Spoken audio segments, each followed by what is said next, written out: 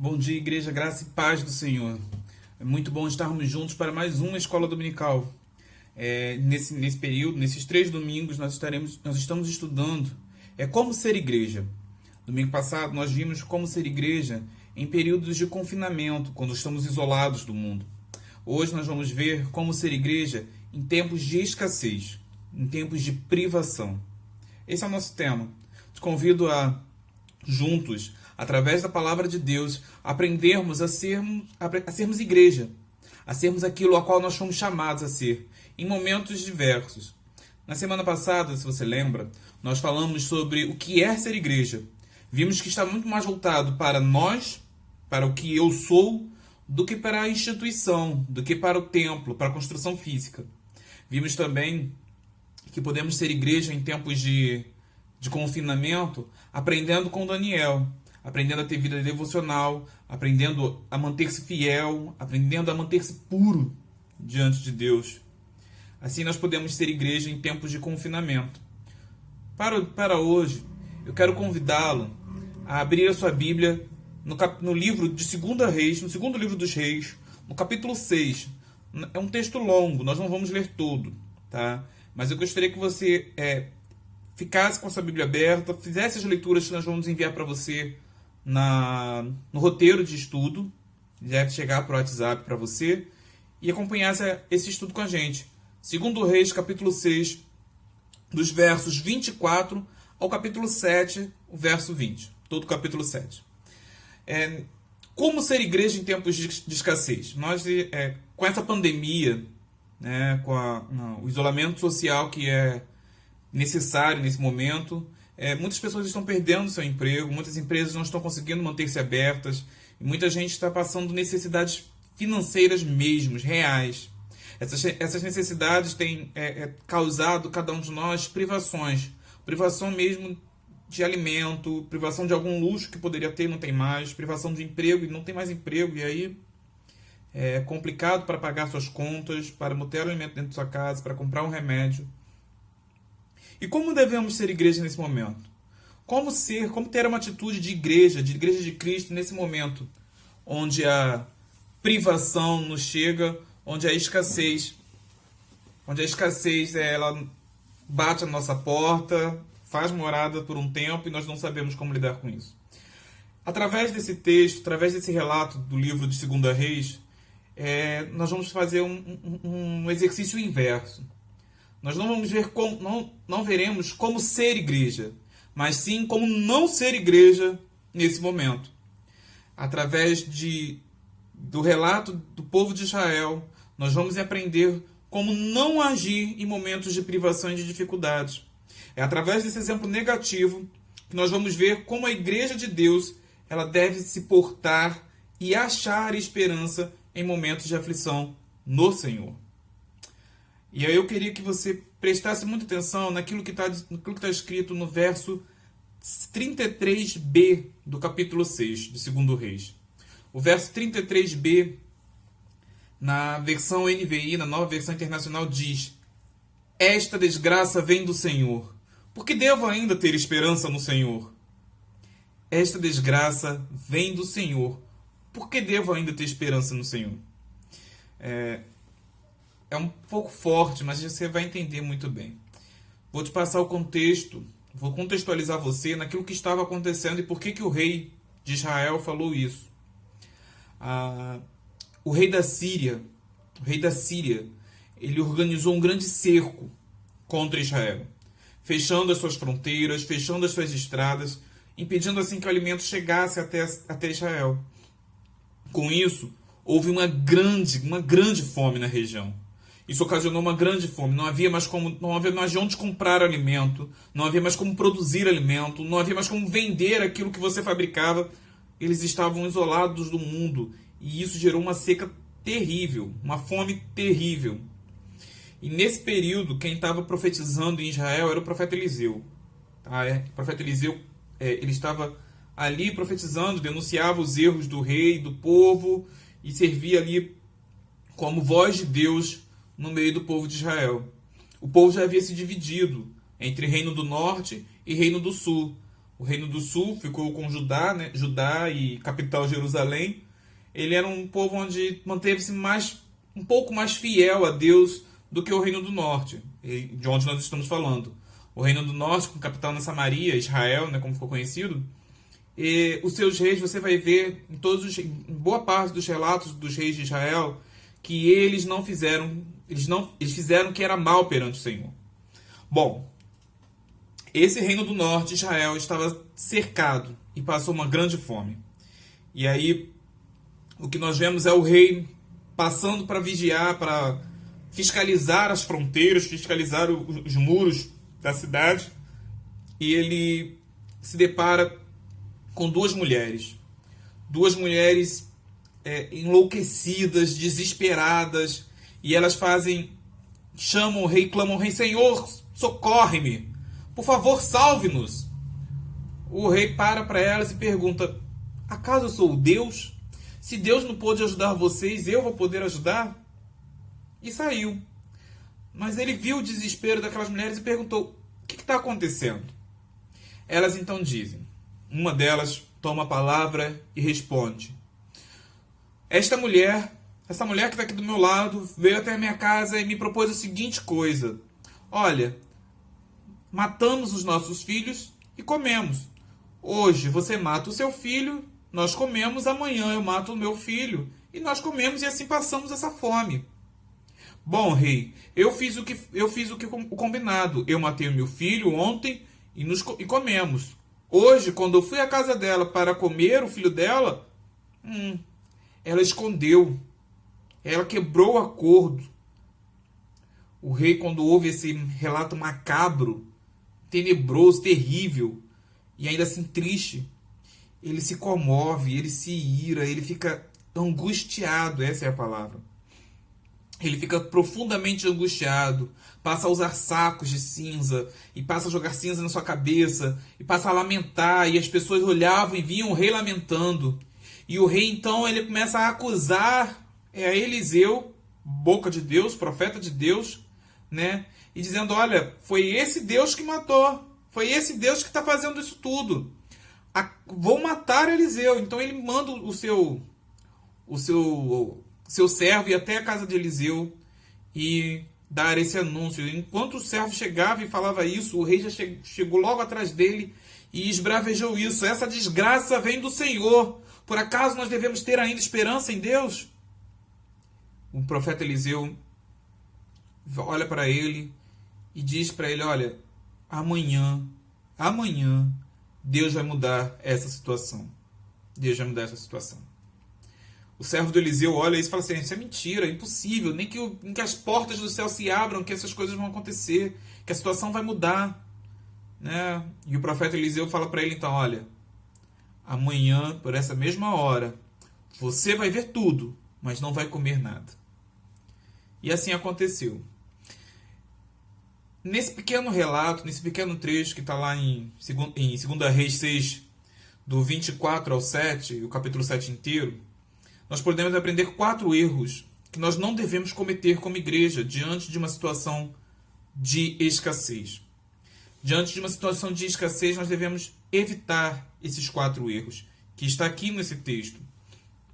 A primeira coisa que nós devemos fazer, que nós não devemos fazer, nós não devemos confiar em reis e em governantes. O primeiro erro do povo foi confiar no rei, foi confiar no seu governo, foi confiar naquela autoridade ali presente, aquela autoridade humana. Você vê que as mulheres, a primeira coisa que elas fazem ao avistar o rei é pedir socorro. Socorro, rei! Meu socorro está no Senhor. O Senhor pode me ajudar. O verso 26 e 27 vai dizer muito bem isso.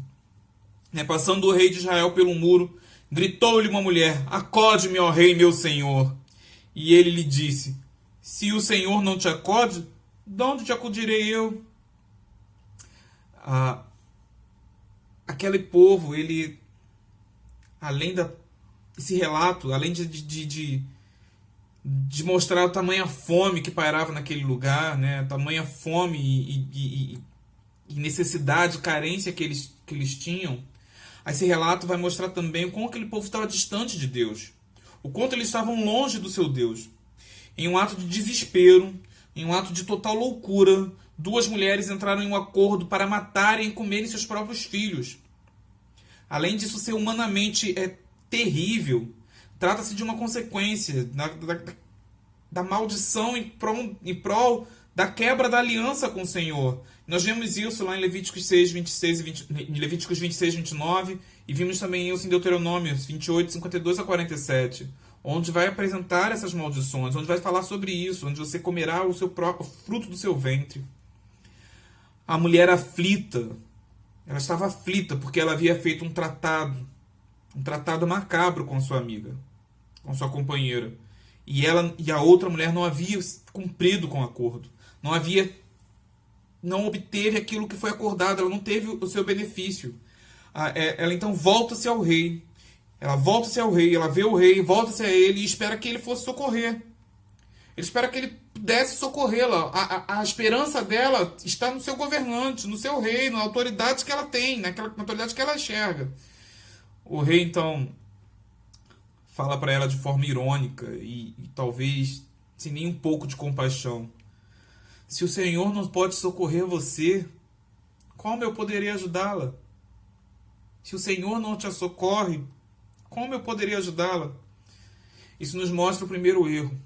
Quando nós colocamos a nossa fé, a nossa confiança em governos humanos, em autoridades humanas.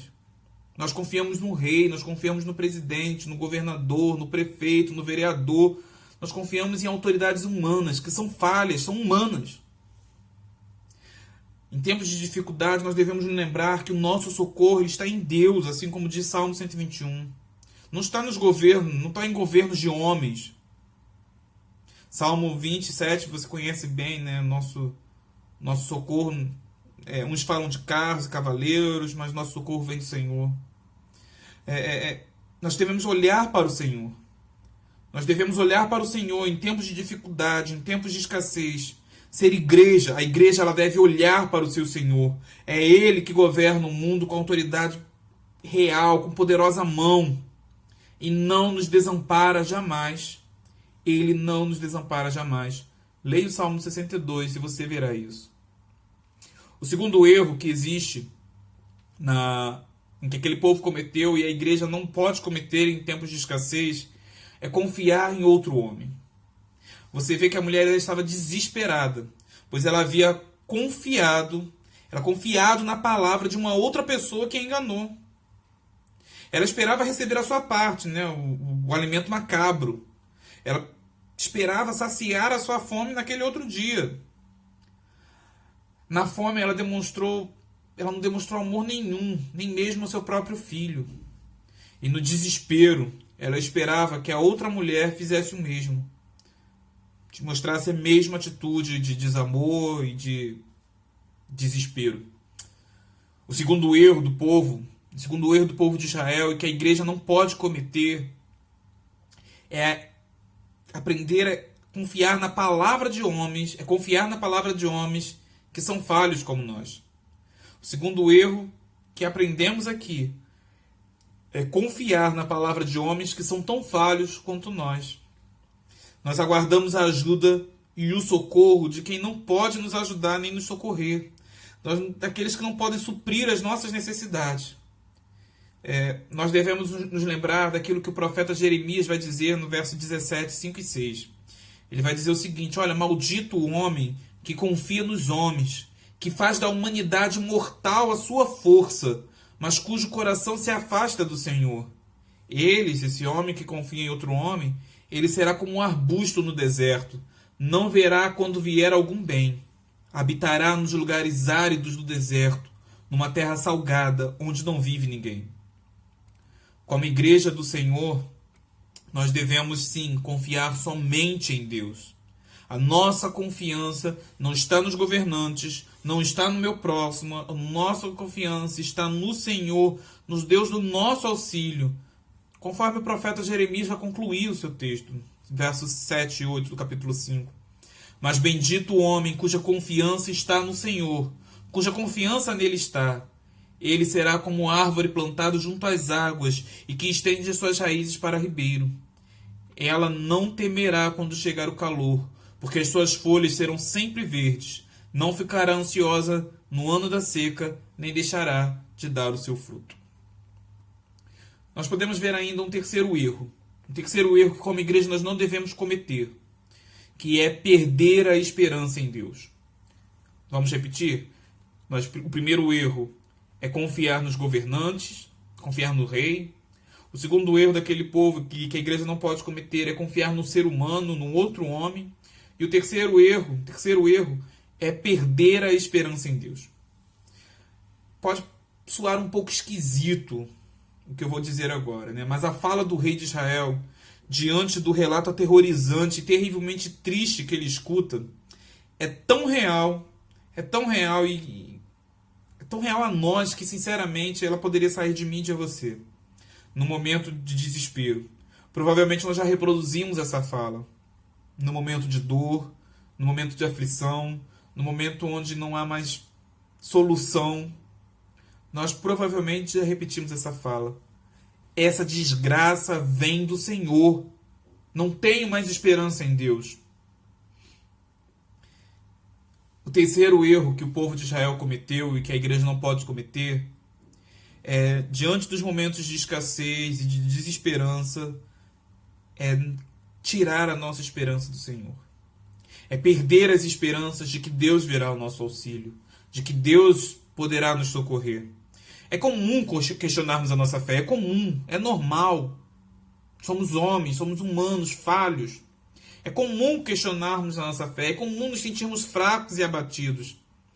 Porém, o que não pode acontecer é nos virarmos contra aquele que é a nossa única salvação. Nós não podemos desviar o olho daquele que é a nossa única esperança. A igreja do Senhor, ela deve ter em seu coração a oração do salmista. O Salmo 43 vai dizer o seguinte, vai terminar o Salmo com essa bela expressão. Porque você está assim tão triste, ó minha alma? Porque está assim tão perturbada dentro de mim? Põe a sua esperança em Deus, pois ainda o louvarei. Ele é o meu Salvador e o meu Deus. A nossa esperança está em Deus. Não devemos nunca perder a esperança nele. O último erro que, que podemos ver e aprender aqui nesse texto, o quarto e último erro, é não crer na provisão do Senhor. Não crer na provisão do Senhor. O que nós vemos é o seguinte: o rei fica furioso, revoltado, manda matar Eliseu, vai ao encontro de Eliseu e profere isso tudo. Eliseu então ele vai profetizar que Deus iria restaurar aquilo. Aquela situação iria mudar. Aquela situação seria transformada. Então, o servo do rei fica descrente, não acredita naquilo. Olha, é impossível que isso aconteça. É impossível que essa situação mude de um dia para a noite.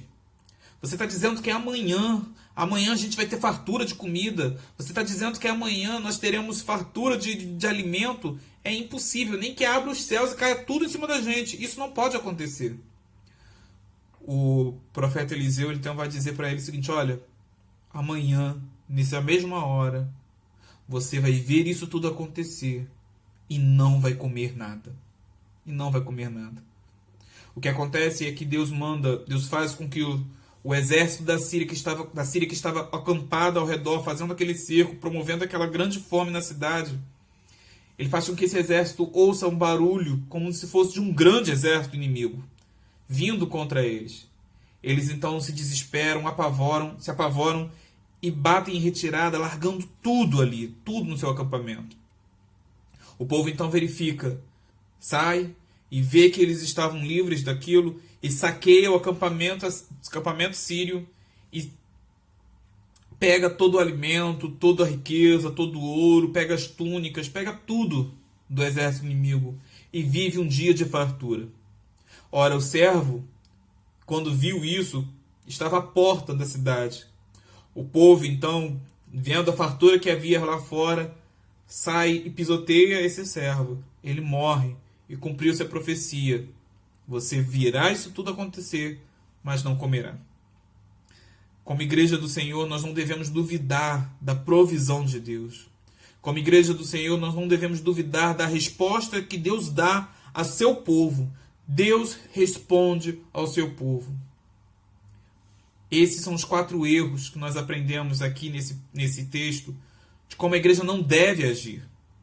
A igreja não deve colocar a sua confiança em governantes, em reis, não deve colocar a sua confiança em outro homem que é falho como ele, não deve perder a esperança em Deus e não deve desacreditar da provisão do Senhor. Não deve desacreditar da provisão do Senhor. Como igreja do Senhor, nós devemos evitar esses 4 erros. Mas eu queria trazer para você, além disso, um relato positivo. Então, nesses últimos 3 minutinhos, eu queria trazer para você 3 atitudes positivas que aconteceu com outro povo de Deus, com a igreja do Senhor Jesus, lá em Atos. É um relato da igreja primitiva, que está em Atos 11, do 27 ao 30. Vamos abrir? Atos 11, do 27 ao 30. Diz o seguinte: naqueles dias desceram alguns dos profetas de Jerusalém para Antioquia, e apresentando-se um deles, chamado Ágabo, dava a entender pelo Espírito que estava por vir grande fome por todo o mundo, a qual sobreveio nos dias de Cláudio, o imperador. Os discípulos, cada um conforme as suas posses, resolveram enviar socorro aos irmãos que moravam na Judéia. O que eles, com efeito, fizeram, enviando aos presbíteros por intermédio de Barnabé e de Saulo. Através desse pequeno relato da igreja primitiva, eu queria trazer para vocês algumas atitudes práticas que, como igreja, nós devemos ter. Como igreja, o Senhor Jesus nos ensina a viver em tempos de escassez e tempos de fome. A primeira coisa que nós podemos perceber é que em todos esses tempos, em todos esses momentos, Deus está no controle.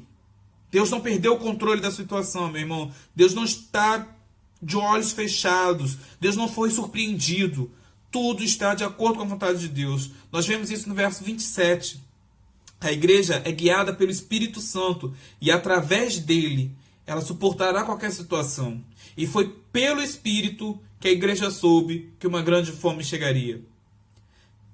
Veja bem, eles souberam e viveram e passaram esse momento de grande fome pelo Espírito.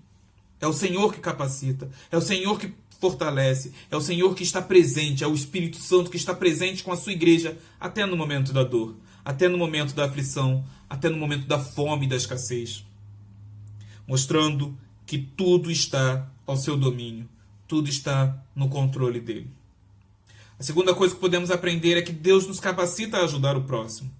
O verso 29 nós vemos que, assim como os discípulos viram, conforme as suas possibilidades, uma forma de ajudar e socorrer aqueles que estavam enfrentando aquele período de fome, nós, como igreja do Senhor, discípulos de Cristo hoje, nesta geração, devemos nos dispor a ajudar, conforme as nossas possibilidades, aqueles que estão necessitados.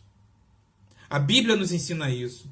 Você vai ver Paulo fazendo isso. Você vai ver Paulo instruindo a igreja de Filipenses a fazer isso. Você vai ver Paulo instruindo a igreja de Corinto a fazer isso. Você vai ver relatos da igreja ajudando o próximo. Relatos históricos vão dizer que o povo de Deus crescia, não porque ele era forte, poderoso, militarmente falando, mas porque ele ajudava o necessitado, porque ele ajudava o carente, porque ele ajudava aquele que estava caído.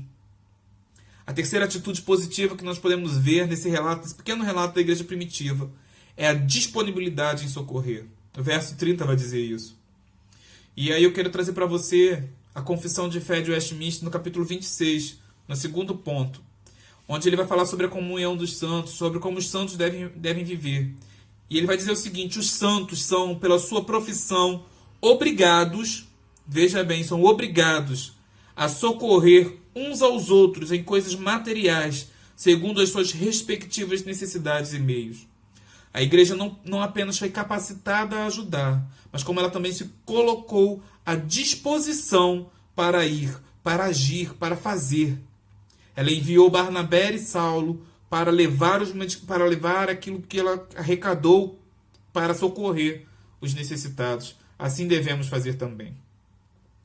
3 atitudes positivas. Entender que Deus está no controle.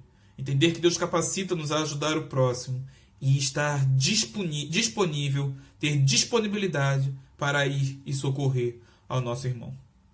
Que nós possamos aprender, através dos erros do povo de Israel e através dos acertos da igreja primitiva, como vivermos nesse tempo de escassez, nesse tempo de privação, nesse tempo onde nós estamos carecendo de ajuda e necessitando ajudar o próximo. Que Deus assim nos abençoe e nos encontramos até no próximo domingo com a última lição dessa série. Amém? Deus te abençoe, meu irmão.